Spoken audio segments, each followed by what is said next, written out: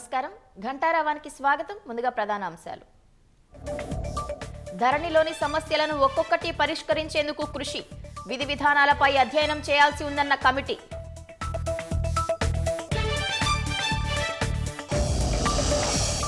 లోక్సభ ఎన్నికల్లో ఎక్కువ స్థానాలు గెలుచుకోవడమే లక్ష్యం రాష్ట్రం నుంచి పోటీ చేయాలని సోనియాను అభ్యర్థించిన కాంగ్రెస్ ఎమ్మెల్సీల ఉప ఎన్నికకు నోటిఫికేషన్ జారీ సంఖ్యాబలం ఆధారంగా 2 కాంగ్రెస్కే దక్కే అవకాశం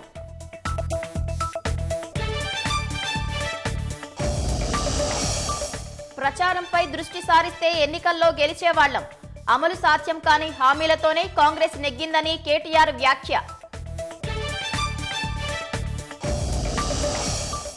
కాళేశ్వరం ప్రాజెక్టు కార్యాలయంలో విజిలెన్స్ తనిఖీల ముగింపు కీలక దస్త్రాలు రికార్డులు స్వాధీనం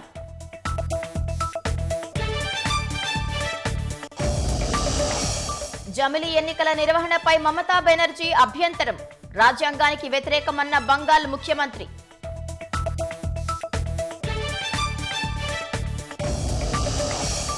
దేశంలో అత్యంత పరిశుభ్ర నగరాలుగా ఇందౌర్ సూరత్ 9వ స్థానంలో హైదరాబాద్ అవార్డులు ప్రదానం చేసిన రాష్ట్రపతి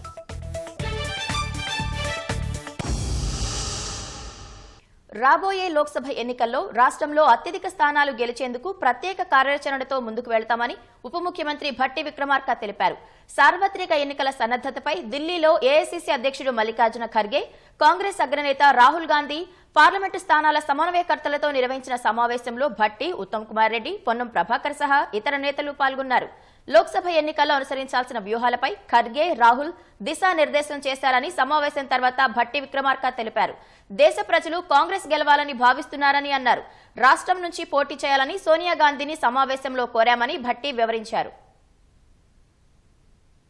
నాయకత్వం అంతా కూడా భవిష్యత్తులో కాంగ్రెస్ పార్టీని తెలంగాణ రాష్ట్రంలో అత్యధిక మెజార్టీతో అత్యధిక స్థానాలు గెలిపించుకోవడానికి కావాల్సినటువంటి వ్యూహ రచన ప్రణాళికలు కూడా వారు కొన్ని సూచనలు చేశారు దానికి అనుగుణంగా రాష్ట్రంలో పార్టీ ఒక యాక్షన్ ప్లాన్ తయారు చేసుకొని ముందుకు పోతుంది అత్యధిక స్థానాలు గెలవటం కోసం కాంగ్రెస్ పార్టీ టార్గెట్గా పెట్టుకుంది ఈ రోజు నుంచే ఎన్నికలకు సంబంధించినటువంటి క్షేత్రస్థాయి కార్యక్రమాన్ని ఏ విధంగా తీసుకోవాలనేటువంటి ఒక మార్గనిర్దేశకం చేశారు ఏ విధంగా ఓట్లను కాంగ్రెస్ వైపు తింపుకోవాలి ఏ విధంగా స్ట్రాటజీ చేయాలి ఏ విధంగా ప్రచార సరళి కొనసాగాలి అనేటువంటి ఒక మార్గనిర్దేశకత్వం తీసుకొని ఈరోజు నియమింపబడ్డటువంటి పార్లమెంటు స్థాయి అబ్జర్వర్ అందరూ కూడా రాబోయే పార్లమెంట్ ఎన్నికలకు సంసిద్ధమై ముందుకు పోయేటువంటి ఒక దిశానిర్దేశం తీసుకొని పోతా ఉన్నాం పార్లమెంట్ సీటు గెలిపించే బాధ్యత కోఆర్డినేటర్ మీద ఉంటుందని చెప్పి కూడా ఈరోజు చెప్పడం జరిగింది తెలంగాణలో ఎలక్షన్స్కి 6 నెలల ముందు కాంగ్రెస్ పార్టీ 70 సీట్లు గెలిచి ప్రభుత్వం ఏర్పాటు చేసి చెప్పిన మొదటి వ్యక్తి నేనే మేము 4-5 సీట్లలో కొద్దిగా మిస్ అయినాం కానీ అదేవిధంగా ఈరోజు మీకు చెప్తున్నా తెలంగాణలో 13-14 సీట్లు గెలవబోతున్నాం నల్గొండ పార్లమెంట్ సీటు 3 లక్షల మెజార్టీతో గెలవబోతున్నాం రాష్ట్రంలో ఎమ్మెల్యే కోట ఎమ్మెల్సీల ఉప ఎన్నికకు కేంద్ర ఎన్నికల సంఘం నోటిఫికేషన్ విడుదల చేసింది భారాసకు చెందిన కడియం శ్రీహరి పాడి కౌశిక్ రెడ్డి రాజీనామాలతో అనివార్యమైన ఈ ఎన్నికలకు ఈ నెల 29న పోలింగ్ నిర్వహించనున్నారు ఇందుకోసం ఈ నెల 18 వరకు నామినేషన్లు స్వీకరిస్తారు 19న నామినేషన్ల పరిశీలన చేపడతారు నామినేషన్ల ఉపసంహరణకు ఈ నెల 22 వరకు గడువు ఇచ్చింది ఈ నెల 29న అవసరమైతే ఎన్నికల పోలింగ్ నిర్వహించి అదే రోజు సాయంత్రం ఓట్ల లెక్కింపు చేపడతారు ఎన్నికల్లో గెలిచేవారు 2027 నవంబర్ 30 వరకు పదవిలో కొనసాగుతారు ఈ 2 స్థానాలకు విడివిడిగా ఎన్నికలు నిర్వహించనున్నట్లు ఈసీ తెలిపింది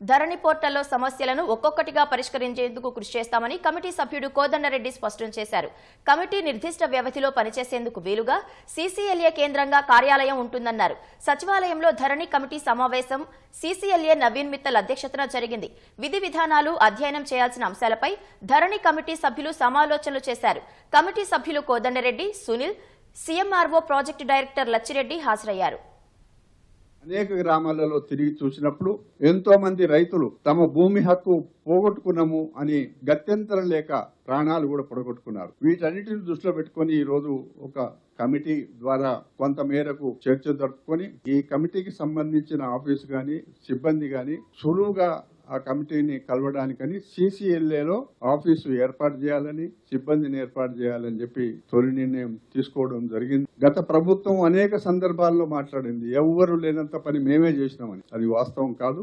మీ సమస్యల విషయంలో ఈ కమిటీ క్షుణ్ణంగా పరిశీలన చేసి అతి తొందరగా రాష్ట్ర ప్రభుత్వానికి అంచెలంచెలుగా నివేదికలు ఇచ్చి సమస్య పరిష్కారానికి కమిటీ తోడ్పడుతుంది. ఇది పెద్ద సమస్య కాబట్టి ప్రాంతాలు విజిట్ చేయాల్సి వస్తుంది, ప్రజలతో కలవాల్సి వస్తుంది, అనేకమైన సమస్యలు ఉన్నాయి కాబట్టి రెండవ మీటింగు నాటికి సమయం గాని విధి విధానాలు గాని కమిటీ ఏ విధంగా ముందుకు పోతుంది అనే మాట అన్ని వివరంగా కూడా మీకు చెప్తారు.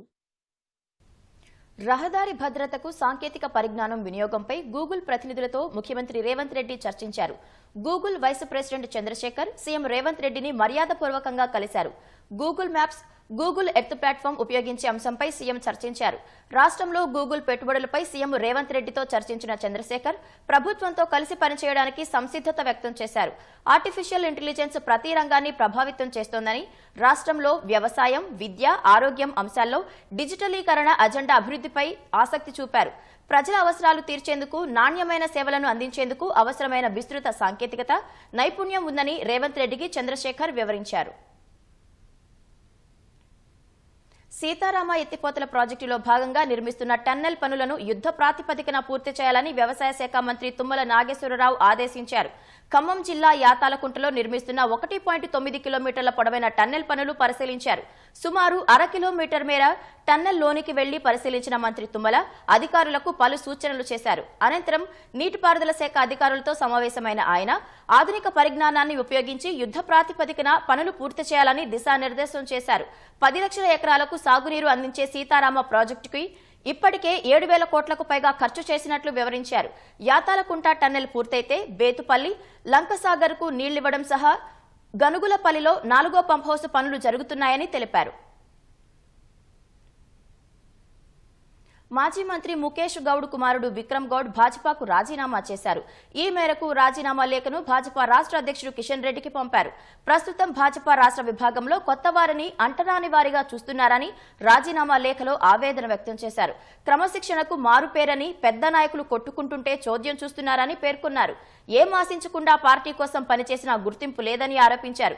శాసనసభ ఎన్నికల్లో ఓటమి, అసంతృప్తిపై ఎవరు బాధ్యత తీసుకోలేదని విక్రమ్ రాజీనామా లేఖలో వివరించారు. కాంగ్రెస్ లో చేరుతానని, ఆ పార్టీలో కార్యకర్తగా కొనసాగుతానని తెలిపారు. ఎవరిని ఎదగనీయకుండా పక్క పార్టీ వాళ్ళంటే ఒక అంటరాని వాళ్ళలాగా చూడడము అది బాగా అలవాటైపోయింది. పార్టీలో ఉన్న కొంత వ్యక్తులని తీసుకుపోయేటప్పుడు పెద్ద పెద్ద మాటలు చెప్పి తీసుకొని పోయినారు. కానీ ఈరోజు పరిస్థితి అది లేదు. ఒక 4-5 లీడర్లు వాళ్ళ స్వార్థం చూసుకొని కార్యకర్తలను తొక్కేయడం జరుగుతుంది. అది ఈరోజు ఉన్న పార్టీ బీజేపీ. వాళ్ళకంటే ఒక బ్రాండ్ లేదు, కానీ వాళ్ళు డిసైడ్ చేస్తారనమాట కూర్చొని ఎవరు ఏ పార్టీలో ఏ బాధ్యత చేయాలి అనేది. సొంత ఇంట్లో ఓట్లు కూడా పడవు వాళ్ళకి. అట్లాంటి వాళ్ళు ఈరోజు పార్టీని నడిపిస్తారు. గిరిజనులకు రిజర్వేషన్ల పెంపు, పోడు పట్టాల పంపిణీ సహా అనేక పథకాలు అమలు చేసినప్పటికీ ఆ ప్రాంతాల్లో ప్రజలు పూర్తి మద్దతు ఇవ్వకపోవడంపై ఆత్మవిమర్శ చేసుకుని ముందుకు పోతామని భారాస కార్యనిర్వాహక అధ్యక్షుడు కేటీఆర్ చెప్పారు. తెలంగాణ భవన్లో ఇవాళ జరిగిన మహబూబాబాద్ లోక్సభ నియోజకవర్గ సన్నాహక సమావేశంలో మాట్లాడిన ఆయన అధికారంలోకి వస్తామని కాంగ్రెస్ అనుకోలేదని, అందుకే నోటికి ఏది వస్తే అది హామీ ఇచ్చారని గుర్తు చేశారు. కాంగ్రెస్ తప్పుడు హామీలను నమ్మి ప్రజలు గొప్పగా పనిచేసిన నాయకులను కూడా తిరస్కరించారని తెలిపారు. ఒక్క రేషన్ కార్డు ఇవ్వలేదన్న కాంగ్రెస్ విమర్శలను తోసిపుచ్చిన కేటీఆర్ 9.5 కాలంలో 6,47,479 రేషన్ కార్డులు ఇచ్చినట్లు గుర్తు చేశారు. దేశంలో అత్యధికంగా ప్రభుత్వ ఉద్యోగాలు ఇవ్వడం సహా 73% జీతాలు పెంచామన్నారు. 29 లక్షల పింఛన్లను 46 లక్షలకు పెంచామన్నారు. కాంగ్రెస్ అబద్దాల ముందు అభివృద్ధి ఓడిందని, పనులపై కంటే ప్రచారంపై ఫోకస్ చేసి ఉంటే తామే గెలిచేవాళ్లమని కేటీఆర్ అన్నారు. ఇప్పుడు లోక్సభ ఎన్నికలు భవిష్యత్ విజయాలకు సోపానం కావాలని కేటీఆర్ సూచించారు. భారాస అగ్ర నాయకులను కాంగ్రెస్ సర్కార్ ఎందుకు ఉపేక్షిస్తోందో అర్థం కావడం లేదని భాజపా జాతీయ కార్యదర్శి బండి సంజయ్ అన్నారు. అధికారంలో ఉన్నప్పుడు గులాబీ నేతలు ఎన్నో అరాచకాలకు పాల్పడ్డారని ధ్వజమెత్తారు. భాజపా ప్రభుత్వం ఏర్పడి ఉంటే కేటీఆర్ ను పక్కా జైల్లో పెట్టేవాళ్లమని పేర్కొన్నారు. కరీంనగర్ తీగలగుట్టపల్లిలో నిర్మాణంలో ఉన్న ఆర్ఓబీతో పాటు కరీంనగర్ రైల్వే స్టేషన్ ఆధునీకరణ పనులను ఆయన అధికారులతో కలిసి పరిశీలించారు. సేతుబంధు, అమృత్ భారత్ పథకాల్లో భాగంగా ఆర్ఓబీ నిర్మాణం, రైల్వే స్టేషన్ ఆధునీకరణ పనులు జరుగుతున్నాయని వివరించారు. కేసీఆర్ నియంత పాలనను పారదోలేందుకు భాజపా కార్యకర్తలు రక్తాన్ని చిందించారని బండి సంజయ్ గుర్తు చేశారు. భారతీయ జనతా పార్టీ కార్యకర్తలు రక్తం చిందించాం. తెలంగాణ రాష్ట్రాన్ని కేసీఆర్ అనే మూర్ఖత పాలన నుంచి కాపాడడానికి లాఠీ దెబ్బలు తిన్నాం. మేము జైళ్లకు వేయడం, రౌడీ షీట్స్ ఓపెన్ చేసిండ్రు, రాళ్ల దాడి చేసిండ్రు. ఒక్కొక్కరు భారతీయ జనతా పార్టీ కార్యకర్తలు 20-30 కేసులు పెట్టిరు. వాళ్ళ ఏ రక్తం చిందించుడు కేసీఆర్. భారతీయ జనతా పార్టీ ప్రభుత్వం ఏర్పడి ఉంటే ఇప్పటికే కేసీఆర్ కొడుకును ఆయన మీద విచారణ చెప్పి లోపల నొక్కుతున్నాడు. గ్యారెంటీ లోపల నొక్కుతున్నాడు. ఆయన చేసిన అరాచకాలు, పాల్పడ్డ అవినీతి అంత కాదు. నన్ను అడిగి ఢిల్లీ పోతే చాలా మంది ఈయన ముఖ్యమంత్రిగా ఎట్లా మీరు ఎన్నుకున్నారని చెప్పి ప్రజలు ప్రశ్నిస్తే సమాధానం చెప్పలేని పరిస్థితి నాదే. ఏ రాష్ట్రానికి వినబడి ఇదే ప్రశ్న. అయోధ్యలో రామమందిర ప్రారంభోత్సవ కార్యక్రమ ఆహ్వానాన్ని కాంగ్రెస్ తిరస్కరించడంపై భాజపా రాష్ట్ర అధ్యక్షుడు కిషన్ రెడ్డి మండిపడ్డారు. కాంగ్రెస్ హిందూ వ్యతిరేక ధోరణి ఏ విధంగా అవలంబిస్తుందో అర్థమవుతోందన్న కిషన్ రెడ్డి, కాంగ్రెస్ ఏనాడు జాతీయ దృక్పథంతో వ్యవహరించలేదన్నారు. అభద్రతా భావంతో కాంగ్రెస్ సహాయ నిరాకరణ చేస్తోందన్న ఆయన, వారికి దేశ సంస్కృతి సంప్రదాయాలంటే గౌరవం లేదన్నారు. దేశంలోనే కాంగ్రెస్ ఉనికి కోల్పోయే పరిస్థితి ఉందని కిషన్ రెడ్డి అభిప్రాయపడ్డారు. కాంగ్రెస్ పార్టీ గత అనేక సంవత్సరాలుగా స్వాతంత్రకు ముందు, స్వాతంత్రం తర్వాత హిందూ వ్యతిరేక ధోరణి ఏ రకంగా అవలంబిస్తుందో మరొకసారి ప్రశ్నమైంది. జనవరి 22 జరిగేటువంటి కార్యక్రమము యావత్ భారతీయులకు, ప్రపంచంలో ఉన్నటువంటి సమస్త హిందువులకు ఎంతో ఉద్వేగభరితమైనటువంటి కార్యక్రమం ఇది. ఒక న్యాయబద్ధంగా, ధర్మబద్ధంగా, వాస్తవాలకు అనుకూలంగా ఈరోజు ఆలయం నిర్మాణం జరిగి బాలరాముడి యొక్క విగ్రహ ప్రాణ ప్రతిష్ఠ కార్యక్రమం జరుగుతూ ఉంటే మరి ఎందుకు ఈరోజు కాంగ్రెస్ పార్టీకి కంటగింపుగా ఉంది? ఎందుకు కాంగ్రెస్ పార్టీ ఆడిపోసుకుంటున్నది? అయోధ్యలో బాలరాముడి విగ్రహ ప్రతిష్ఠ కార్యక్రమానికి వచ్చినటువంటి ఆహ్వానాన్ని తిరస్కరిస్తూ కాంగ్రెస్ పార్టీ తీసుకున్నటువంటి నిర్ణయం ఏదైతే ఉన్నదో అది పూర్తిగా దివాలా కోరుతనమని మనం చేస్తా ఉన్నాను. కుహాన లౌకికవాదంతో ఒక సూడో సెక్యులరిస్టులుగా ఈరోజు వ్యవహరిస్తా ఉన్నారు. మరొకసారి కాంగ్రెస్ పార్టీ తమ యొక్క హిందూ వ్యతిరేక వైఖరి, హిందుత్వ వ్యతిరేక వైఖరి ఓటు బ్యాంక్ రాజకీయాల కోసం, బుజ్జగింపు రాజకీయాల కోసం, మతతత్వ రాజకీయాల కోసం చాటుకున్నది. పలు స్థానిక సంస్థల్లో అవిశ్వాసాల జోరు సాగుతూనే ఉంది. మంచిర్యాల జిల్లా బెల్లంపల్లి పుర రాజకీయం మలుపు తిరిగింది. 21 మంది కౌన్సిలర్లు భారాసకు మూకుమ్మడిగా రాజీనామాలు చేయడం కలకలం రేపుతోంది. 19 మంది సంతకాలు చేసి పార్టీ కార్యనిర్వాహక అధ్యక్షుడు కేటీఆర్ కు రాజీనామా లేఖను పంపారు. సంతకాలు చేయనప్పటికీ వైస్ చైర్మన్ సుదర్శన్ తో పాటు 14వ వార్డు కౌన్సిలర్ నారాయణ సైతం రాజీనామాకు అంగీకరించినట్లు తెలిసింది. వారం క్రితం భారాసకు చెందిన 18 మంది కౌన్సిలర్లు బస్సులో శిబిరానికి తరలి వెళ్లారు. అప్పటి నుంచి మాజీ ఎమ్మెల్యే దుర్గం చిన్నయ్య తమను పట్టించుకోవడం లేదని ఆరోపిస్తూ వారంతా రాజీనామా చేయడం చర్చనీయాంశంగా మారింది. బెల్లంపల్లిలో 34 వార్డులుండగా ప్రస్తుతం కాంగ్రెస్ కు 11, భాజపాకు 1 మద్దతు ఇస్తున్నారు. వరంగల్ జిల్లా వర్ధనపేట మున్సిపల్ చైర్పర్సన్ అరుణ, వైస్ చైర్మన్ ఏలేందర్ రెడ్డిలపై కౌన్సిలర్లు అవిశ్వాస తీర్మాన పత్రాన్ని ఆర్డీఓ వాసుచంద్రకు సమర్పించారు. ఖమ్మం జిల్లా సహకార బ్యాంకు చైర్మన్ నాగభూషణంపై 11 మంది అవిశ్వాసం కోరుతూ జిల్లా సహకార అధికారి విజయ నిర్మలకు లేఖను అందించారు. డైరెక్టర్లకు గౌరవం ఇవ్వకుండా ఏకపక్షంగా వ్యవహరిస్తున్నారని ఆరోపించారు. కాళేశ్వరం ప్రాజెక్టు కార్యాలయాల్లో విజిలెన్స్ అండ్ ఎన్ఫోర్స్మెంట్ అధికారుల తనిఖీలు ముగిశాయి. కీలక రికార్డులు, హార్డ్ డిస్కులు స్వాధీనం చేసుకుని హైదరాబాద్ కార్యాలయానికి తరలించారు. 3 రోజుల పాటు సుదీర్ఘంగా సోదాలు చేసిన అధికారుల బృందం Medigadda Lakshmi barrage, Kannepalli Lakshmi pump house లకు చెందిన కీలక పత్రాలు జప్తు చేశారు. 10 మంది తనిఖీల్లో పాల్గొని Kaleshwaram pump house, Medigadda barrage నిర్మాణాలు, సామర్థ్యానికి సంబంధించిన దస్త్రాలు, పునరుద్ధరణ పనులు, చెల్లింపులు మొదలైన అంశాలకు చెందిన దస్త్రాలు స్వాధీనం చేసుకున్నారు. తదుపరి విచారణ కొనసాగుతుందని vigilance and enforcement SP Ramesh వెల్లడించారు. ఇంపార్టెంట్ రికార్డ్స్, డాక్యుమెంట్స్ మేము చెక్ చేశాము, కలెక్ట్ చేయడం జరిగింది. వీటన్నిటిని కూడా మా హెడ్ ఆఫీస్లో సమర్పించి తదుపరి విచారణతో తగిన ఏదైనా లోటుపాట్లు కానీ ఉంటే కనుక మా ఇంజనీరింగ్ టీం వాళ్ళు ఎంక్వైరీ చేస్తారు. మొత్తం చేసిన తర్వాత తదుపరి చర్యలు ఏమంటే తీసుకుంటారు. భాగ్యనగరంలో ట్రాఫిక్ నిబంధనలపై ప్రత్యేక దృష్టి సారించాల్సిన అవసరం ఉందని హైదరాబాద్ సిపి కొత్తకోట శ్రీనివాసరెడ్డి అన్నారు. పాఠశాల స్థాయి నుంచే విద్యార్థులకు ట్రాఫిక్ పై అవగాహన కల్పించాలని, ఇందుకోసం తల్లిదండ్రులు, ఉపాధ్యాయులు తమ వంతు కృషి చేయాలని ఆయన కోరారు. సిలబస్ లో భాగంగా ట్రాఫిక్ ప్రత్యేక అంశంగా ఉండే విధంగా మార్గాలు వెతకాలని సూచించారు.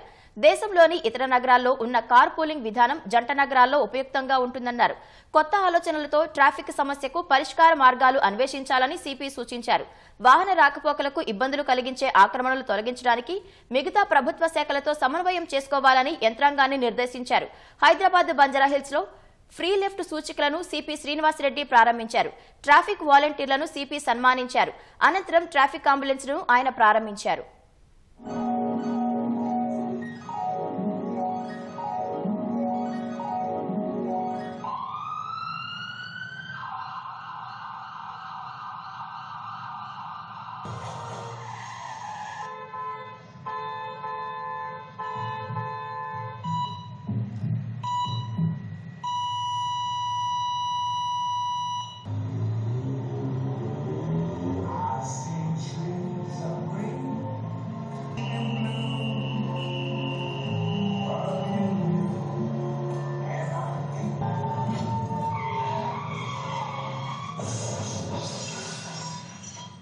మిగతా సిటీస్ తో పోల్చుకుంటే మన రోడ్స్ యూనిఫామ్ విడ్త్ ఉన్నాయి, చాలా తక్కువ ఉన్నాయి. అన్ని రకాల ప్రార్థనా మందిరాలు ఒకటని కాదు, మనకు రోడ్ల మధ్యలో ఉన్నాయి, అనేకం ఉన్నాయి. ఇంపార్టెంట్ ఏరియాస్ లో కూడా పెడెస్ట్రియన్స్ కోసం ఉద్దేశించబడిన ఉత్పాదుల్ని ఈవెన్ క్యారేజ్ వ్యాన్ కూడా ఆక్యుపై చేసి వెండర్స్ ఉండడం కూడా మనకు ఎక్కువే. ఎవర్ మూవింగ్ ట్రాఫిక్ అంటే కంటిన్యూస్ గా మూవ్మెంట్ ఉండాలి. ట్రాఫిక్ ఆగకుండా ఏదో ఒక స్పీడ్ లో మూవ్ అవుతూ ఉంటే ఎఫిషియెంట్ ట్రాఫిక్ మేనేజ్మెంట్ కి ఒక that is the indication.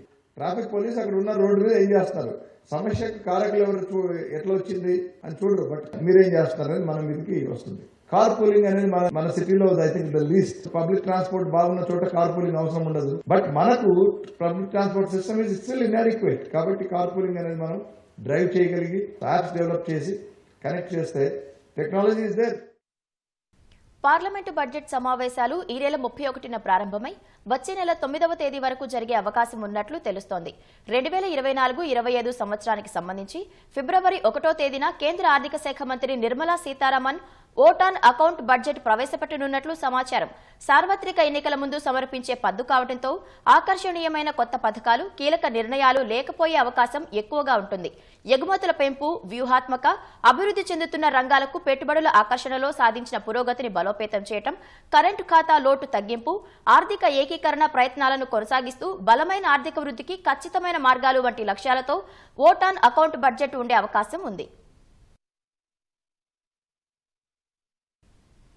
Lok Sabha, శాసనసభలతో పాటు స్థానిక సంస్థలకు ఒకేసారి ఎన్నికల నిర్వహణపై టీఎంసీ అధినేత్రి, పశ్చిమ బెంగాల్ సీఎం మమతా బెనర్జీ అభ్యంతరం వ్యక్తం చేశారు. అది దేశ రాజ్యాంగ ఏర్పాట్లకు సంబంధించిన ప్రాథమిక నిర్మాణానికి వ్యతిరేకమని దీదీ పేర్కొన్నారు. మాజీ రాష్ట్రపతి రామ్నాథ్ కోవింద్ సారథ్యంలోని అత్యున్నత స్థాయి కమిటీ ఒక దేశం ఒక ఎన్నికపై రాజకీయ పార్టీల అభిప్రాయం కోరిన నేపథ్యంలో మమతా బెనర్జీ లేఖ రాశారు. 1952లో జరిగిన తొలి సార్వత్రిక ఎన్నికలను లోక్సభ, శాసనసభకు ఒకేసారి నిర్వహించిన విషయాన్ని గుర్తు చేశారు. అయితే కొన్నేళ్ల పాటు సాగిన ఆ ప్రక్రియ క్రమంగా కనుమరుగైనట్లు చెప్పారు. ఒక దేశం ఒక ఎన్నిక భావనతో ఏకీభవించడం లేదంటూ విచారం వ్యక్తం చేసిన మమత, కమిటీ సూత్రీకరణ ప్రతిపాదనతో విభేదిస్తున్నట్లు పేర్కొన్నారు. వెస్ట్ మినిస్టర్ వ్యవస్థలో సమాఖ్య, శాసనసభలకు ఏకకాలంలో కాని ఎన్నికలు ప్రాథమిక లక్షణమని మార్చకూడదన్నారు. ఏకకాలంలో కాని ఎన్నికలు దేశ రాజ్యాంగ ఏర్పాట్లకు సంబంధించిన ప్రాథమిక నిర్మాణంలో భాగమని దీదీ పేర్కొన్నారు. దేశంలోని అత్యంత పరిశుభ్ర నగరాల జాబితాలో ఇందౌర్, సూరత్ సంయుక్తంగా తొలి స్థానం దక్కించుకున్నాయి. 2023కు ప్రకటించిన స్వచ్ఛ సర్వేక్షణ్ అవార్డుల్లో ఇందౌర్ వరుసగా 7వ తొలి స్థానం నిలబెట్టుకుంది. నవీ ముంబై 3వ స్థానంలో నిలిచింది. విశాఖ 4, విజయవాడ 6, తిరుపతి 8, హైదరాబాద్ 9వ స్థానాల్లో నిలిచాయి. 1,00,000 కంటే తక్కువ జనాభా కలిగిన వాటిలో మహారాష్ట్రకు చెందిన సస్వాద్ అత్యంత పరిశుభ్ర పట్టణంగా నిలిచింది. ఈ కేటగిరీలో ఛత్తీస్గఢ్కు చెందిన పటాన్, మహారాష్ట్రలోని లోనోవాలా 2, 3 స్థానాలను దక్కించుకున్నాయి. ఉత్తమ అత్యంత పరిశుభ్ర గంగా పట్టణంగా వారణాసి, తర్వాత స్థానంలో ప్రయాగరాజ్లు నిలిచాయి. ఢిల్లీలో జరిగిన ఓ కార్యక్రమంలో రాష్ట్రపతి ద్రౌపది ముర్ము ఇవాళ ఈ అవార్డులను ప్రదానం చేశారు. పరిశుభ్రతలో ఉత్తమ ప్రదర్శన కనబరిచిన రాష్ట్రాల్లో మహారాష్ట్ర అగ్రస్థానం దక్కించుకోగా మధ్యప్రదేశ్, ఛత్తీస్గఢ్ 2, 3 స్థానాల్లో నిలిచాయి. ఈ అవార్డుల కోసం దేశంలోని 4,447 స్థానిక సంస్థలు పోటీ పడినట్లు అధికార వర్గాలు తెలిపాయి. కేంద్రం ప్రకటించిన స్వచ్ఛ సర్వేక్షణ్ అవార్డుల్లో హైదరాబాద్ సత్తా చాటింది. దేశంలోని పరిశుభ్రత నగరాల్లో భాగ్యనగరానికి 9వ స్థానం దక్కింది. చెత్తరహిత నగరాల్లో 5 స్టార్ హోదా సంపాదించుకోవడమే కాకుండా మరో 4 అవార్డులను బల్దియా సొంతం చేసుకుంది. ఢిల్లీలో జరిగిన వేడుకల్లో కమిషనర్ రొనాల్డ్ రాస్ సహా జీహెచ్ఎంసీ అధికారులు, కేంద్ర పట్టణాభివృద్ధి శాఖ మంత్రి హర్దీప్ సింగ్ చేతుల మీదుగా పురస్కారాలు అందుకున్నారు. స్వచ్ఛ భారత్ మిషన్ అర్బన్ లో భాగంగా కేంద్రం ప్రతి ఏటా అందించే స్వచ్ఛ సర్వేక్షణ్ అవార్డుల్లో హైదరాబాద్ మహానగర పాలక సంస్థ మరోసారి సత్తా చాటుకుంది. దేశంలోని పరిశుభ్రత కలిగిన నగరాల జాబితాలో 9వ స్థానంలో నిలిచింది. దేశవ్యాప్తంగా ఏప్రిల్ 2022 నుంచి మార్చి 2023 వరకు 4416 పట్టణాల్లో పరిశుభ్రతపై ప్రజల అవగాహన, భాగస్వామ్యం అంశాలపై అధ్యయనం చేశారు. ఇందుకోసం service level, certification, citizen voice వంటి 3 ప్రామాణిక అంశాల్లో 9, 500 మార్కులకు గాను 8601 మార్కులు సాధించి దేశంలో 9వ స్థానంలో నిలిచింది. అంతేకాకుండా చెత్తరహిత నగరాల్లో 5 స్టార్ హోదా సంపాదించుకుంది. రాష్ట్రంలో స్వచ్ఛ నగరం తెలంగాణలో తొలి 5 స్టార్ రేటింగ్ పొందిన నగరంతో పాటు వాటర్ ప్లస్ సిటీగా ధృవీకరించబడింది. ఢిల్లీలో జరిగిన అవార్డుల ప్రధానోత్సవంలో కేంద్ర పట్టణాభివృద్ధి శాఖ మంత్రి హర్దీప్ సింగ్ పూరి చేతుల మీదుగా GHMC commissioner Ronald Ross, sanitation additional commissioner Upender Reddy, project manager Somabharat, sanitary field assistant Manjula అవార్డులను అందుకున్నారు.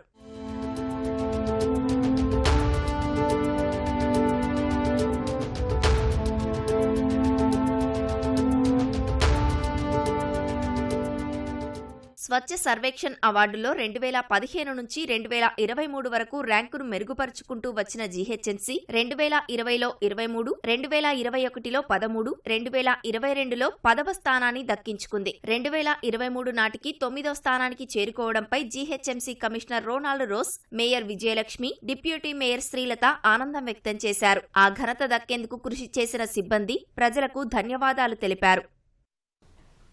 రామమందిర ప్రారంభోత్సవానికి వెళ్లకూడదని కాంగ్రెస్ అగ్రనేతలు తీసుకున్న నిర్ణయాన్ని భాజపా తప్పుపట్టింది. ఇది దేశ సంస్కృతి, హిందూ మతంపై ఆ పార్టీకి ఉన్న అంతర్గత వ్యతిరేకతను బహిర్గతం చేసిందని ఆరోపించింది. ప్రధాని నరేంద్ర మోదీ పట్ల అసూయ, ద్వేషంతో దేశాన్ని వ్యతిరేకించే స్థాయికి వెళ్లిన హస్తం పార్టీ ఇప్పుడు దేవుణ్ణి కూడా వ్యతిరేకిస్తుందని భాజపా అధికార ప్రతినిధి సుధాంశు త్రివేది ఆరోపించారు. అయోధ్యలోని రామమందిరం భారతీయ సంప్రదాయాలు, సంస్కృతి, అత్యున్నత విలువలకు ప్రతీక అని అన్నారు. బాబ్రీ మసీదు తరపున కోర్టుల్లో పోరాడిన న్యాయవాది ఇక్బాల్ అన్సారీని కూడా ఆలయ ట్రస్టు ఆహ్వానించిందని, అది హిందూ మతం ఔదార్యాన్ని ప్రతిబింబిస్తుందని అన్నారు. చరిత్రాత్మక ఘట్టాలకు అడ్డంకులు సృష్టించడం ప్రధాన ప్రతిపక్షం ధోరణి అని విమర్శించారు. ప్రజలు కాంగ్రెస్ ను అధికారం నుంచి దూరం పెడుతున్నా ఆ పార్టీ మారడం లేదని వ్యాఖ్యానించారు. ఆలయ ప్రారంభోత్సవాన్ని భాజపా, ఆర్ఎస్ఎస్ లు రాజకీయ ఈవెంట్ గా మార్చాయన్న కాంగ్రెస్ వ్యాఖ్యలను తప్పుపట్టిన ఆయన దీన్ని ఏదొక సంస్థకో భావజాలానికో ముడిపెట్టడం సరికాదన్నారు. రామమందిర ప్రారంభోత్సవానికి భాజపా కురువృద్ధుడు ఎల్కే అడ్వాణీ హాజరవుతారని విశ్వ హిందూ పరిషత్ విహెచ్పి వెల్లడించింది. మురళీ మనోహర్ జోషి హాజరవుతారో లేదో అనే అంశంపై మాత్రం స్పష్టత లేదని విహెచ్పి అంతర్జాతీయ కార్యనిర్వాహక అధ్యక్షుడు అలోక్ కుమార్ తెలిపారు. జనవరి 22న రామమందిరం ప్రారంభోత్సవానికి అడ్వాణీ హాజరవుతారని, అవసరమైతే ఆయన కోసం తాము ప్రత్యేక ఏర్పాట్లు చేస్తామని వెల్లడించారు. జోషి కూడా రామమందిరం ప్రారంభోత్సవానికి వచ్చేందుకు ప్రయత్నిస్తానని తెలిపారు. అడ్వాణీ, జోషిల ఆరోగ్యాన్ని దృష్టిలో ఉంచుకొని వారిద్దరిని రామాలయ ప్రారంభ కార్యక్రమానికి హాజరు కావద్దని విజ్ఞప్తి చేసినట్లు ఆలయ ట్రస్ట్ ప్రధాన కార్యదర్శి చంపత్ రాయ్ గత నెలలో మీడియాకు తెలిపారు. దీనిపై తీవ్ర విమర్శలు వ్యక్తమవగా విహెచ్పి కార్యనిర్వాహక అధ్యక్షుడు అడ్వాణీ జోషిల వద్దకు వెళ్లి రామమందిర ప్రారంభోత్సవానికి రావాలని ఆహ్వానించారు. విడుదలకు ముందు, విడుదలైన తర్వాత వివాదాస్పదమైన ప్రముఖ నటి నయనతార నటించిన అన్నపూర్ణి చిత్ర బృందానికి మరో షాక్ తగిలింది. నయనతార ప్రధాన పాత్ర పోషించిన అన్నపూర్ణిపై తలెత్తిన వివాదాన్ని దృష్టిలో ఉంచుకుని చిత్ర నిర్మాణ సంస్థ జీ స్టూడియోస్ కీలక నిర్ణయం తీసుకుంది. ఓటీటీ స్ట్రీమింగ్ ప్లాట్ఫామ్ నుంచి తొలగించేసింది. 10 రోజుల క్రితం అన్నపూర్ణి చిత్రం ఓటీటీలోకి రాగా సదరు సంస్థ తన ప్లాట్ఫామ్ నుంచి తాజాగా తొలగించింది. సంప్రదాయ కుటుంబంలో జన్మించిన అమ్మాయి చెఫ్ గా ఎదగాలనే తన కలను ఎలా సాకారం చేసుకుందనే కథాంశంతో ఈ చిత్రాన్ని రూపొందించారు. ఇటీవల ఈ చిత్రం నెట్ఫ్లిక్స్ లో విడుదల కాగా అందులోని కొన్ని సన్నివేశాలు మత విశ్వాసాలను దెబ్బతీసేలా ఉన్నాయంటూ అభ్యంతరాలు వ్యక్తమయ్యాయి. నయనతారతో పాటు చిత్ర బృందంపై ముంబై, మధ్యప్రదేశ్లోని జబల్పూర్లో కేసులు నమోదయ్యాయి.